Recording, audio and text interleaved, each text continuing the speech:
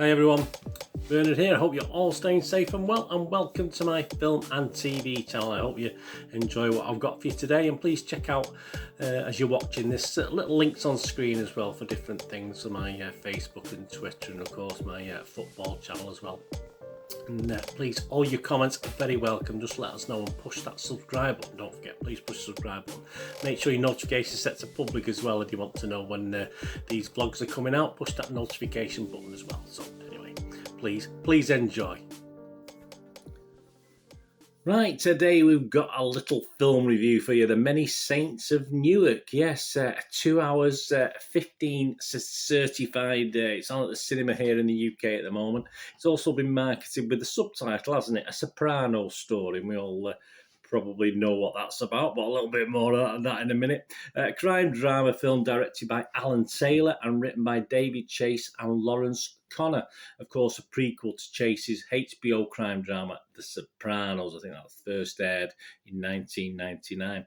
It takes place during the 60s and 70s in Newark, New Jersey. Yes, I've been to Newark. Well, I've been to Newark Airport. That's about it. I've just got a connection there once, but that's my only knowledge of Newark, New Jersey, and New York in general. Theatrically released in the United States on October the 1st. As I'm recording this, it's just been released in the UK as well.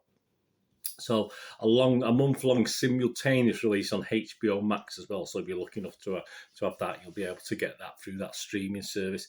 Budget, yeah, $50 million budget. That's not too bad, is it? That's not a lot of money. That's quite cheap. And what's it about? Well, it's young Anthony Soprano, of course, growing up one of the most tumultuous eras in Newark's history, becoming a man just as rival gangsters begin to rise up and challenge the all-powerful DiMeo crime family's hold over the increasingly race-torn city. Caught up in the changing times as the uncle he idolises, Dickie Moltisanti, who struggles to manage both his professional and personal responsibilities, and whose influence over his nephew will help make the impressionable teenager into the all-powerful mob boss we'll later come to know as Tony Soprano. Stars Alessandro Nivolo as Dickie and Michael Gandolfini as Tony. The character originated by his father, of course, in the series. It also stars Leslie Odom Jr., John Bernthal, Corey Stoll, Billy Magnuson, Michael De Rossi, John Magaro, Ray Liotta, and Vera Farmiga. As at the 14th of October 2021, as I recorded this, well, a couple of hours later, at 9 a.m, these are the following scores and reviews on the various critic sites and film sites. Rotten Tomatoes, 73% positivity based on 178 reviews. An overall average rating, yeah, not spectacular, but certainly doable, 6.8 out of 10. 130 fresh and 48 rotten reviews. Terry Staunton, he's a bit fresh on this one. He's from the Radio Times. An atmospheric, visually spellbinding origin story that, although peppered with familiar characters from the small screen hit, is robust enough to stand on its own merits and doesn't alienate viewers new to the saga. Dorothy Rabinowitz is sort of rotten on this one, though. She's from the Wall Street Journal. She said, even the pleasurable sight of Michael Gandolfini as young Tony was never going to make up for the complete absence in this film of anything remotely reflective of the tone and colour of The Sopranos. Excuse me. And the site's critical consensus reads, even as its storytelling chafes at the edges of its cinematic constraints, The Many Saints of Newark proves The Sopranos' allure is still powerful. Rotten Tomato audience, yeah, they're okay. 3.4 out of 5, so a similar score, really, isn't it? If you put it into the 10, that's 6.8 out of 10. And their consensus is Sopranos fans will enjoy seeing younger versions of some of their favourite characters, but the story may confuse casual viewers while frustrating the faithful. Metacritic, the other site we'll look at for critics' views, it's got an average of 60 out of 100, so 6 out of 10, not quite as high, obviously. That's based on 48 critics. We've got 28 positive, 17 mixed, and just 3 negative, so that's not too bad. And it scores anywhere between 40 out of 100 and 83 out of 100, but they are generally positive. There's only a couple of scores less than 60 out of 100. And one of those was the Rap's Dan Callahan. He only gave it 40 and said, the new characters are all one-dimensional and we learn nothing new about the old characters from the series. Empire's Phil de Semlyen, though he was a bit more positive, he gave it 80 out of 100. A busier proposition than its HBO forefather, this sets up more than it can pay off, but it does manage to balance fan service with plenty of rich, original, complex material. Internet Movie Database, Joe Public, the normal guy on the street who's been and watched this. Yeah, 6.4 out of 10, so there's anywhere between 6 and 6.8, this, isn't it? This is pretty consistent.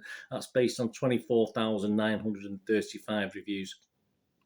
18,045 of which gave it 6 or more, which was 72% of the people actually leaving a score or review. Right, on to my little thoughts for what they're worth on this Burners. Right, I have to apologise. I never got into The Sopranos. I did watch an episode one or two. Okay, it came out in 1999. Don't forget. I've tried to watch it over time, but my life was a little bit different in those days, and I wasn't as into. I was always into films and TV, but obviously I had other priorities as well. So it sort of passed me by, and I never caught back up with it. But of course, having watched this now, I will be as best I can trying to get back into it. Although obviously it's shown on Amazon Prime at the moment, and I can't really afford to pay £2.49 an episode, so I'll have to find another means of watching it if I want to watch the full series, of course. Needless to say, I approached this with no preconceptions. I didn't really know. I had an idea. Of course, I've read things over the years about The Sopranos. I read film magazines and people's reviews and people's comments, etc. But some of the characters' names are familiar. But to me, it was just another, if you like, gangster movie set in the 60s and 70s. It is a good film, but it's not a great film. It's not a great gangster film. I mean, I quickly identified the key characters, which I like to do. I hate it where there's that many thrown at you. You're struggling to recognise who's who, and someone mentions the name, you think, who's that guy? But quite quickly, within this 2-hour limit, of course, it's only 2 hours, and it did fly by. I quickly sort of recognised characters and invested in them, whether they were bad or good, mainly bad, obviously, as you'd expect. And of course, couple of standout performers. I thought Michael Gandolfini was excellent, of course, and I love Ray Liotta's in this. I mean, Ray Liotta is Ray Liotta, isn't he? But overall, it was just a good cast. There's very few poor performances. There might be one or two, but overall, the cast was excellent. Yes, of course, within a 2-hour time limit, it's going to skirt over many things. You're not going to see the big picture. We get hints at the big picture of what's going on, but things are sort of glossed over and not really gone into any great detail, which you'd expect. And we're not talking a series here, we're talking a one-off film. And obviously there's enough shocks to keep you going, enough obviously character traits that certain things are around the corner for certain characters in this. But yeah, the violence was graphic, but not out of place with the style of film and its characters. It's not too gratuitous, to be honest with you. It's just as you'd expect in this sort of adult movie, gangster movies. You'd expect in any sort of gangster movie, if you like. Of course, it's now inspired me to go back, as I said, and try and watch this. But I'm not say I don't have the cash to pay £2.50 an episode, but 86 episodes is there. I don't have that sort of money to watch 86 episodes, but it certainly given me the initiative to go back and watch it again, because I found this quite entertaining, and now I know a little bit. I do enjoy anything set in the 60s and 70s. Obviously, that's my growing up years in the UK, not in Newark, New Jersey, but I do like that. And obviously, the background music and the music played was nice to gives you a good feel of the time as well. It was nice to reminisce and listen to some of the songs that feature in this in the background. Of course, it's not up there. Of course, it's not there with some of the great gangster films. Obviously, the Godfathers, the Goodfellas, all this sort of thing. Of course, it isn't. But I didn't really expect that. I didn't expect that up there with that sort of standard, especially with that budget as well. As I say, it's a HBO film at the end of the day, isn't it? Let's be honest about it. But it's a great precursor to a bigger thing to come, which is what it was. And obviously, after I catch up with that Soprano series, whenever that'll be, it might take a while, I'll be able to go back and watch this from a different viewpoint, and I will enjoy watching it again. It's a film I would gladly watch again as well. So I'm looking forward to that. So my score, I'm not going to be too different to what everyone else is thinking. I'm not going to go crazy. I just think I have a watchable score of 6, don't I? But I have a very watchable score of 6.5 out of 10, and that's what I'm going to give this. I'm going to give it a healthy 6.5 out of 10, which I said isn't too different, isn't a million miles away to what other people are thinking. And as I say, I just thought within the limitations of what they could do in a 2-hour movie, I thought it did it very, very well. Let me know what you think anyway if you get to watch this or you've watched it. Just let me know your comments. And yes, I will look forward to watching The Sopranos. How, when, and why. How and when. I won't never mind the why. We know the why because I want to.